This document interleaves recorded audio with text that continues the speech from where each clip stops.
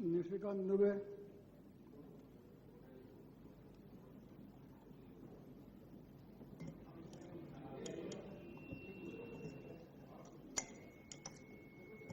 धन्यवाद उपाध्यक्ष महोदय। माननीय वित्त मंत्री जी, जिनको सुनते हुए मैं बड़ा हुआ हूं, आज उन्होंने बड़े ही खूबसूरत शब्दों में कुछ बातें कही है और मुझे उनकी बातें सुनकर ऋग्वेद का एक श्लोक याद आता है। अज्ञान तिमिरन्धास्य ज्ञानांजला शलाकया यथा उन्नति चक्षु तथ्यं नित्यं नमो नमः। मैं अज्ञानी हूं, आप मेरे चक्षु को खोलने का प्रयास करें। जिस तरह से ये सुपर रेगुलेटर बनाने की कोशिश है, आपको इसके बीच में आना पड़ा है, ये इस देश के लिए बड़ी ही दुर्भाग्यपूर्ण घटना है। लेकिन इसके तह तक यदि जाएंगे वित्त मंत्री जी, तो अंदाजा लगेगा कि पिछले 10-15 सालों में जो भी सरकार रही है, उन्होंने ब्यूरोक्रेट को नौकरी देने के नाम पर जो ये रेगुलेटर क्रिएट किया है, ये रेगुलेटरी सिस्टम जो बढ़ते जा रहा है दिन प्रतिदिन, इसका सबसे बड़ा कारण वही है। और मैं बता सकता हूं कि कितने आरबीआई एक रेगुलेटर हुआ करता था फाइनेंशियल महकमे में, उसके बाद आपने सेबी बनाया, पेंशन के लिए अलग रेगुलेटर बना दिया, इंश्योरेंस के लिए अलग रेगुलेटर बना दिया, टेलीकॉम के लिए ट्राई बना दिया, पावर के लिए पावर रेगुलेटर बना दिया, पेट्रोलियम के लिए पेट्रोलियम रेगुलेटर बना दिया, उससे super regulator competition commission of India बन गया। अब जो है एक पॉल्यूशन के लिए पॉल्यूशन रेगुलेटर की बात चल रही है। इसके बाद ब्रॉडकास्टिंग के लिए एक नए रेगुलेटर की बात चल रही है, रियल एस्टेट के एक रेगुलेटर की बात चल रही है, हेल्थ रेगुलेटर की बात चल रही है, हो सकता है कुछ दिन के बाद आम आदमी के रेगुलेटर की बात चले। तो ये जो रेगुलेटरी सिस्टम है, क्या इसके पहले देश नहीं चल रहा था? और यदि देश चल रहा था तो इतने रेगुलेटर बनाने की आवश्यकता क्यों पड़ी?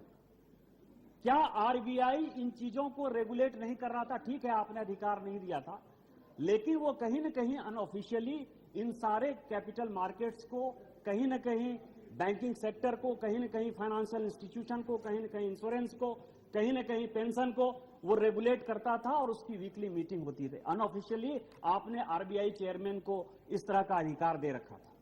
और यदि आप दुनिया में देखेंगे तो G8 की यदि मीटिंग होती है तो G8 कहता है कि अब इंटरनेशनल रेगुलेटर बनाने की बात होगी। उसके बारे में हमारा क्या मानना है?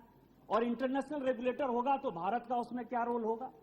और G8 के जो जितने कंट्री हैं या वर्ल्ड के जितनी डेवलप्ड इकोनॉमी है, यदि हम यूके की बात करें, यूएस की बात करें, ऑस्ट्रेलिया की बात करें, कोरिया की बात करें, जापान की बात करें, सभी जगह रेगुलेटर हैं और सभी जगह सेंट्रल बैंक जो है इस काम को बखूबी निभा रहा है। तो क्या ऐसा आवश्यकता पड़ गया कि आप जैसे आदमी को, ठीक है कि आपके हाथ में देश सुरक्षित है, आपके देश में ये फाइनेंस मिनिस्ट्री आपके हाथ में सुरक्षित है, लेकिन आपके स्थान पर कोई दूसरा आदमी आ गया जिसका बिजनेस इंटरेस्ट हो सकता है, जिसका फाइनेंशियल इंटरेस्ट हो सकता है, तो वो किसके पास जाएगा ये कहने के लिए कि आप मुझे इन रेगुलेटर्स के बीच से जो लड़ाई हो रही है उससे आप हमको मुक्त कर दीजिए। आपको क्यों आने की आवश्यकता पड़ी? आप तो सबसे बड़े अथॉरिटी हैं, आप इस देश के वित्त मंत्री हैं, पूरा फाइनेंशियल कंट्रोल करने का सब ज्यादा पावर आपके पास है।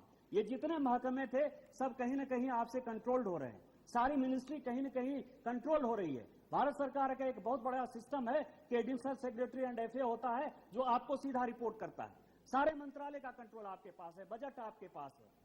और आरबीआई जब इस काम को देख रहा था, पूरी दुनिया में यही है, तो क्या ऐसा कारण हुआ है कि वित्त मंत्री जी आपको इसका चेयरमैन बनाया जा रहा है या आपने बनने की सहमति दी? सबसे पहला सवाल मेरा ये। दूसरा सवाल यह है कि रघुराम राजन कमेटी की जो रिपोर्ट है, उस रिपोर्ट में भारत सरकार उस कमेटी की रिपोर्ट को कितना इंप्लीमेंट करने की स्थिति में, और उसमें आपके रोल को रघुराज रामन कमेटी जो आईएमएफ के चीफ इकोनॉमिस्ट रहे हैं, उन्होंने किस तरह के रोल को वित्त मंत्री या वित्त मंत्रालय की बातों को उन्होंने लिखा है, इसके बारे में हमारे मन में कुछ शंकाएं हैं, आशंकाएं हैं, ये देश जानना चाहता है। यदि आप बताएंगे तो मेरे लिए अच्छा रहेगा। मुझे लगता है कि रेगुलेटर की यहां आवश्यकता है, और रेगुलेटर की आवश्यकता ऐसा है, जैसे म्यूचुअल फंड की अभी बात चल रही है कि म्यूचुअल फंड में यदि लिक्विडिटी क्राइसिस हो जाता है तो वो आरबीआई को लिक्विडिटी क्राइसिस खत्म करना, ये फैक्ट। लेकिन म्यूचुअल फंड को यदि ये जवाब देना है कि लिक्विडिटी क्राइसिस है तो वो सबसे पहले सेबी के पास जाता है। डिफरेंस ऑफ ओपिनियन है, काम करने के पैटर्न है, लेकिन उसके लिए इस तरह का सबसे बड़ा सवाल यह है कि इस तरह का ड्रास्टिक स्टेप लेने की आवश्यकता क्यों पड़ी। अभी आपने कुछ बातें कोर्ट ऑर्डर की कही हैं। एक कोर्ट ऑर्डर आया है जो कि दिल्ली हाई कोर्ट का ऑर्डर है। वो लिखता है, the said contention has no merit, life insurance policy serves a different purpose and object, life insurance policies form a separate class and can not be clubbed with mutual funds, SEBI does not control and regulate life insurance policy.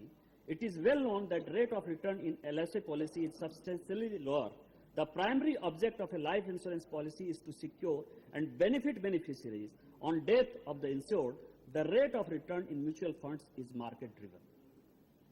ये Delhi high court का order है, और इस Delhi high court के order को यदि आपका मंत्रालय नहीं रेगुलेट कर पा रहा है, फाइनेंस मिनिस्ट्री नहीं रेगुलेट कर पा रही है, डिपार्टमेंट ऑफ फाइनेंशियल इंस्टीट्यूशंस यदि रेगुलेट नहीं कर पा रहा है, तो फिर आपका जो ये महकमा लड़ाई कर रहा है, सुप्रीम कोर्ट तक केस जा रहा है, देश में नाम कट रहा है, लोगों को लग रहा है, लोग जो म्यूचुअल फंड में पैसा दे रहे हैं उनको लग रहा है कहीं ये डूब तो नहीं जाएगा, कहीं ये गलती तो नहीं कर रहे हैं।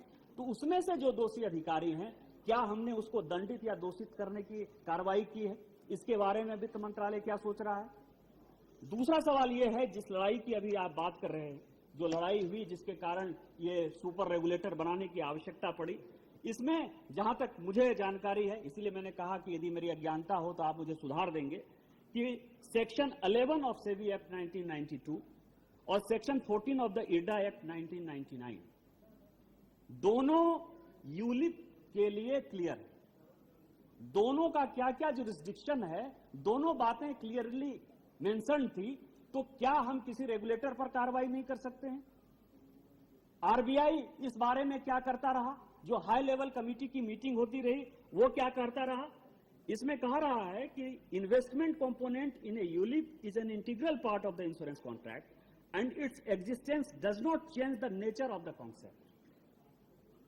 ये क्लियरली मेंशन है, but the investment components helps the insurer transact in the security market for which the insurer needs to abide by all the norms that govern the securities market.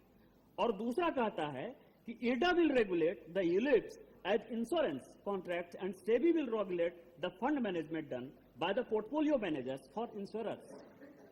This solution will work out best for the policy holders as they would get the best of both the worlds. IRDA will protect the interest as a policy holder and SEBI will protect their interest as an investor.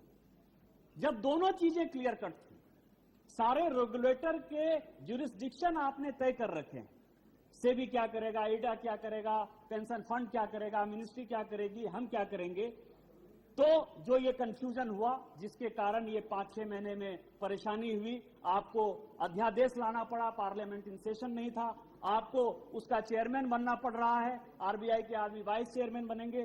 क्या आपके स्थान पर कोई दूसरा आदमी होगा तो उसका क्या बिजनेस इंटरेस्ट नहीं होगा?